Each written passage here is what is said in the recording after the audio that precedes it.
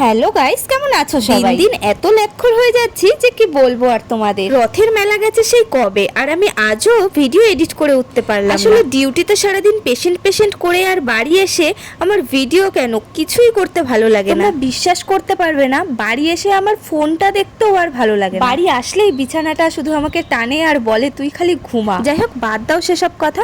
দেখো আমরা বৃষ্টির মধ্যে, মানে একটু আগে বৃষ্টি হয়েছিল আর তো সেই জল কাদার মধ্যে আমরা চলে এসেছি মেলায়। আর শুধু আমি একা না, আমার সাথে এসেছিল বুনু, গুলু ভাই, শ্রাবণী আর প্রিয়া। যাই হোক, ভেবেছিলাম মেলায় সেরকম একটা ভিড় হবে না, যার জন্য একটু লেট করে এসেছিলাম। তো ও মা, মেলায় এসে দেখছি মেলায় ভালোই ভিড় হয়েছে। আমরা বাঙালি বস, আমাদের যে কোনো উৎসবেই রোদ বৃষ্টি ঝড় ঝাপটা কোনো কিছুতেই আটকে রাখতে পারবে না। সেরকমই দেখো, আমরা বাঙালিরা বৃষ্টির মধ্যেও চলে এসেছি মেলায়। আর মেলায় ঢুকেই আমাদের ফার্স্টে মিঠি রানীর সাথে দেখা হয়েছিল, বাট মিঠি রানী তখন কাজ ছিল। যাই হোক, সেখান থেকে আমরা চলে যাচ্ছিলাম সোজা রথ দেখবো বলে।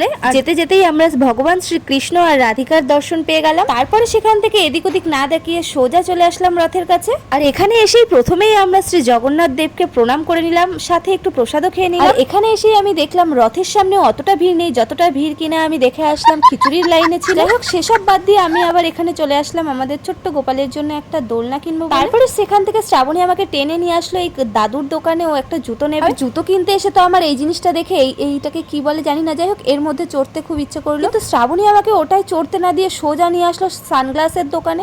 জানি না এই রাত্রেবেলা আমাকে সানগ্লাস পরিয়ে কি বানাতে চাইছিল। আমি যেটা ভাবছি তোমরাও নিশ্চয়ই সেটাই ভাবছো। আমি সেটা একা কেন হবো ভাই, ওকেও বানিয়েছি, দেখো দেখো। যাই হোক, এদিকে তো আমি কনফিউজ হয়ে গেছি কোন সানগ্লাসটা আমার মুখে মানাচ্ছে। আচ্ছা তোমরাই বলো কোন সানগ্লাসটা আমাকে ভালো লাগছে। যদিও বা তার আগেই আমি একটা সানগ্লাস নিয়ে এসেছি, আর তোমরা গেস করে বলো কোন সানগ্লাসটা আমি এনেছি। তারপরে আমার কিছু ফ্যান ফলোয়ার্সদের সাথে দেখা হয়ে গেছে।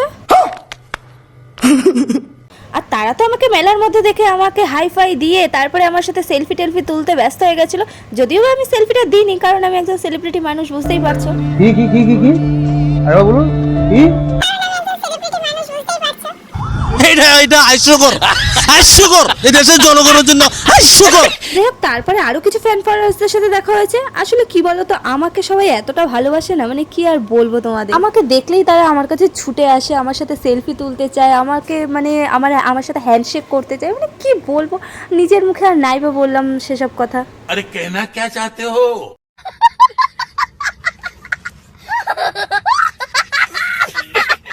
তারপরে শ্রাবণী আমাকে কানে কানে বলছে চল আমরা বাড়ি চলে যাই, তোর ফ্যান ফলোয়ার্সরা তোকে যেভাবে ঘিরে ধরছে, যেভাবে তোর কাছে আসছে, তোর সাথে সেলফি তুলতে চাইছে, যে কোনো সময় তুই হাইজ্যাক হয়ে যেতে পারিস, তার থেকে চল আমরা যা খাবার খেয়ে দিয়ে বাড়ি চলে যাই। আর সে কথা শুনে আমিও ভাবলাম যে সত্যি আমার জন্য হয়তো এই বৃষ্টির মধ্যে মেলায় আরো বেশি ভিড় হতে পারে, কারণ আমার ফ্যান ফলোয়ার্সরা যে যেখানেই থাকুক না কেন, আমি এসেছি জানতে পারলে যেভাবেই হোক না কেন চলে আসতে পারে। তো যার জন্য আমি আর বেশি লেট করিনি, পাপড় ভাজা খেয়ে এই দাদার দোকানে বলদ হয়ে টুকটাক কিছু কেনাকাটা করে সোজা চলে আসলাম ফুচকার দোকানে। ওই দাদার দোকানে বলদ হয়েছি কেন বললাম, কারণ ওই দাদা আমাদের মেয়ে মানুষ পেয়ে সত্যি বলদ বানিয়ে ছেড়ে দিয়েছে। আজ এই কথাটা আমি ভীষণভাবে বিশ্বাস করলাম যে মেয়ে মানুষের বুদ্ধি সত্যি হাঁটুর নিচে থাকে, কারণ যেই জিনিসটা তোমরা দেখতে পেলে ওই সেম জিনিস আমরা অন্য একটা কাকার দোকানে আরো কম দামে দেখে এসেছিলাম, কিন্তু ওই জিনিসটা এই দাদার দোকানে আমরা বেশি দাম দিয়ে কিনে ফেলেছি।